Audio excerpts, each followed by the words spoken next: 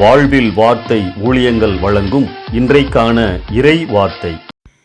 நம் ஆண்டவர் இயேசு கிறிஸ்துவின் இணையற்ற நாமத்தில் வாழ்த்துக்கள். இந்த நாளிலும் கர்த்தர் உங்களை ஆசீர்வதிப்பாராக. மத்தேயு 5, 6, 7 அதிகாரங்களில் இயேசு கிறிஸ்துவின் புகழ்பெற்ற மலை பிரசங்கங்கள் அல்லது மலை உபதேசங்களை காணலாம்.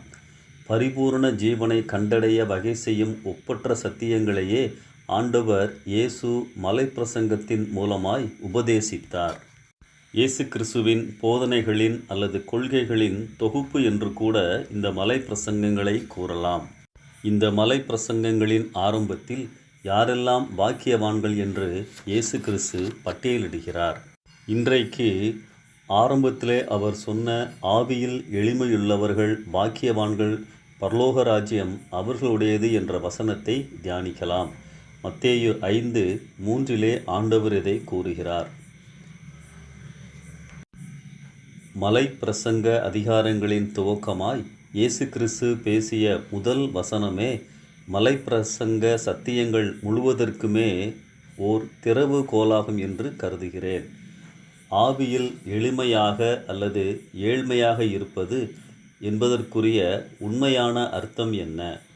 கிரேக்க மொழியில் ஏழை என்ற பதத்திற்கு 2 வார்த்தைகள் உண்டு.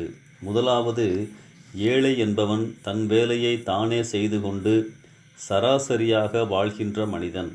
அவனிடத்தில் தேவைக்கு அதிகமாக ஒன்றும் இருக்காது. இரண்டாவதாக, ஏழை என்பவன் ஆதரவற்று இருப்பவன், தேவைக்கு அதிகமாக ஒன்றுமே இல்லாதவன், மிகுந்த தேவையில் இருப்பவன், செல்வாக்கோ பெலனோ கௌரவமோ இல்லாதவன், பூமிக்குரிய ஆதாரங்களோ வளங்களோ இல்லாமல் தன் முழு நம்பிக்கையையும் கடவுள் மேல் வைத்து இருப்பவன். இயேசு கிறிஸ்து இங்கே இரண்டாவது அர்த்தம் வரக்கூடிய வார்த்தையை பயன்படுத்துகின்றார்.